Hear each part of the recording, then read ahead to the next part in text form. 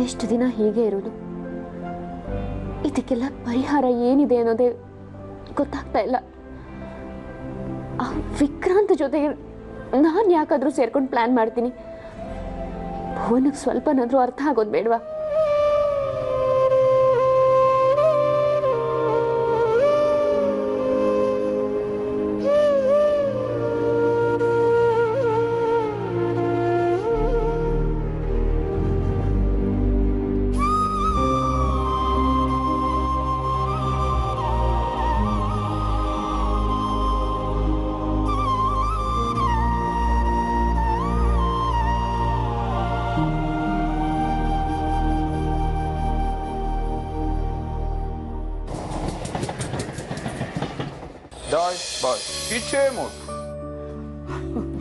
ಯಾವುದಕ್ಕೂ ನಾಳೆ ಭುವನ್ ಮನೆಗೆ ಹೋಗಿ ಬರ್ತೀನಿ.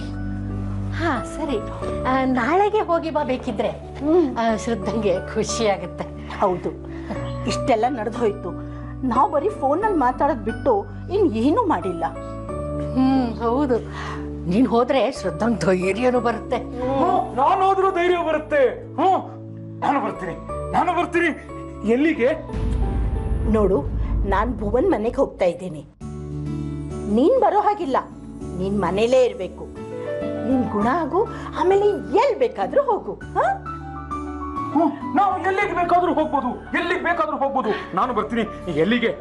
ಅಯ್ಯೋ ಪುಣ್ಯಾತ್ಮ, ಈಗಲ್ಲ ಕಣೋ, ನೀನ್ ಹುಷಾರಾದ್ಮೇಲೆ ಹೋಗ್ಬೋದು ಅಂತ ಅವಳು ಹೇಳಿದ್ದು. ಎಲ್ಲಿಗೆ? ಹೇಳಿದ್ದಲ್ಲಪ್ಪ, ಭುವನ್ ಮನೆಗೆ ಹೋಗ್ಬಿಟ್ಟು ಬರ್ತೀನಿ ಅಂತ.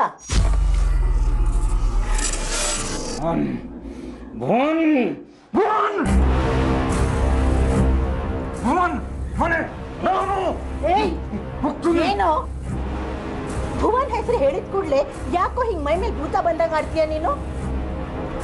ಅಲ್ವೇನಮ್ಮ? ಹೌದು, ಯಾಕೆ ಹಿಂಗ ಆಡ್ತಾನೆ ಇವನು? ಏನ್ ಹೇಳ್ತಾನಂತಲೇ ಅರ್ಥ ಆಗಲ್ಲ.